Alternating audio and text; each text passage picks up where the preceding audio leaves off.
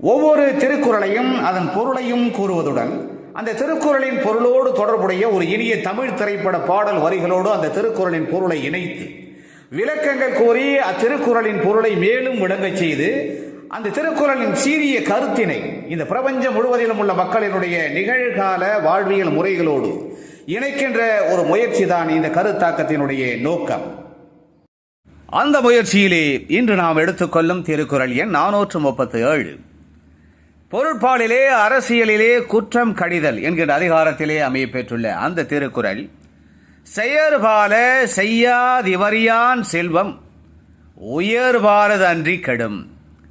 செயற்பால செய்யாதிவரியான் செல்வம் உயர்பாலது அன்றி கெடும். அதாவது செய்யத்தக்க நன்மைகளை செய்யாது கருமித்தனத்துடன் வாழ்பவனின் செல்வமானது அவனிடம் நிலைத்து நிற்காமல் இறுதியில் கெட்டழிந்து போகும் என்பது இந்த திருக்குறளின் அற்புதமான கருத்தாகும். நமக்கு கிடைத்த செல்வத்தை நமக்கும் நல்லவர்களுக்கும் வறியவர்களுக்கும் நன்மை தருகின்ற நற்செயல்களுக்கு கருமித்தனம் இல்லாமல் பயன்படுத்த வேண்டும். அவ்வாறு பயன்படுத்தாதவனிடம் இருக்கின்ற செல்வமானது பேராசையின் காரணமாக பிறகு தமக்கு மட்டுமே பயன்பட வேண்டும் என்று நினைத்து நன்மைகளுக்கு நற்செயல்களுக்கு அந்த செல்வத்தினை பயன்படுத்தாமல் சுயநலத்துடன் பதுக்கி வைத்திருப்பவனின் அந்த செல்வமானது அவனுக்கு இறுதியில் அமைதியை கொடுக்காமல் கெட்டழிந்து போகும், அவனை விட்டு நீங்கிவிடும் என்கின்ற இந்த திருக்குறளின் அற்புதமான அறக்கருத்தோடு தொடர்புடைய இனியதொரு தமிழ் திரைப்பட பாடல் வரிகளை நாம் தேடுகின்ற பொழுது கவிஞர் புலமை பித்தன் இயற்றியிருக்கிற ஒரு மேன்மைமிக்க பாடல் வரிகள் நம் நினைவுக்கு வருகிறது. தனது உன்னதமான உழைப்பினால் உயர்ந்து பிறருக்கு உதவி வாழுகின்ற குணம் படைத்த ஒரு நல்ல நாயகனை அவரது தேயிலை தோட்டத்தில் வேலை பார்க்கின்ற தொழிலாளர்கள் ஒன்று கூடி புகழ்ந்து பாராட்டி பாடுவதாக அமைக்கப்பட்ட அந்த பாடல் வரிகளிலே ஒரு பெண்மணியும் ஒரு பெரியவரும் இவ்வாறு அந்த நாயகனை நோக்கி பாடுவார்கள்.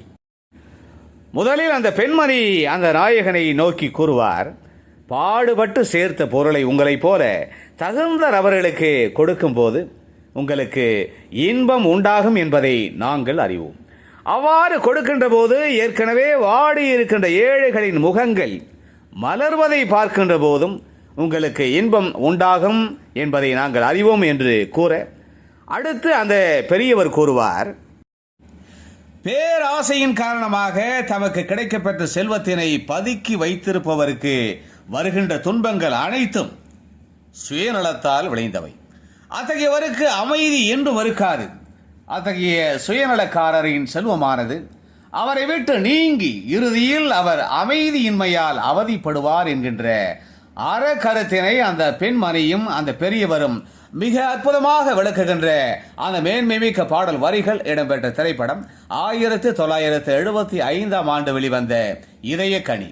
புலமை பித்தனின் அந்த அற்புதமான பாடல் வரிகளுக்கு MS விஸ்வநாதன் இனிமையாக இசையமைக்க TMS உடன் சீர்காழி கோவிந்தராஜன், S ஜானகி ஆகியோர் பாடுகின்ற அந்த அற்புதமான பாடல் வரிகள் இதோ என் குரலில் உங்களுக்காக. பாடுபட்டு சேர்த்த பொருளை கொடுக்கும் போதும் இன்பம், வாடும் ஏழை மலர்ந்த முகத்தை பார்க்கும் போதும் இன்பம். நாம் பாடுபட்டு சேர்த்த பொருளை கொடுக்கும் போதும் இன்பம், வாடும் ஏழை மலர்ந்த முகத்தை பார்க்கும் போதும் இன்பம். பேராசையாலே வந்த துன்பம் சுயநலத்தின் பிள்ளை, சுயநலமே இருக்கும் நெஞ்சில் அமைதி என்றும் இல்லை. பேராசையாலே வந்த துன்பம் சுயநலத்தின் பிள்ளை, சுயநலமே இருக்கும் நெஞ்சில் அமைதி என்றும் இல்லை, அமைதி என்றும் இல்லை.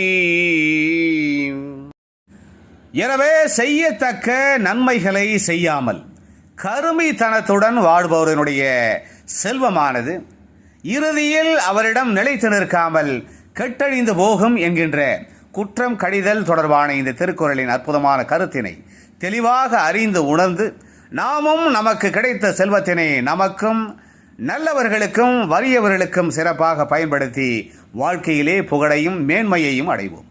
மீண்டும் ஒரு இனிய திருக்குறள் எண் 438. அந்த திருக்குறளின் பொருளோடு தொடர்புடைய இனியதொரு தமிழ் திரைப்பட பாடல் வரிகளோடு நாம் விரைவிலே மீண்டும் சந்திக்கலாம். அதுவரை அன்பு வணக்கம் கூறி விடைபெற்றுக் கொள்வது உங்களுடைய அன்பு ஆராய்ச்சியாளன் முனைவர் கா. சிவசங்கர். மீண்டும் சந்திப்போம். நன்றி, வணக்கம்.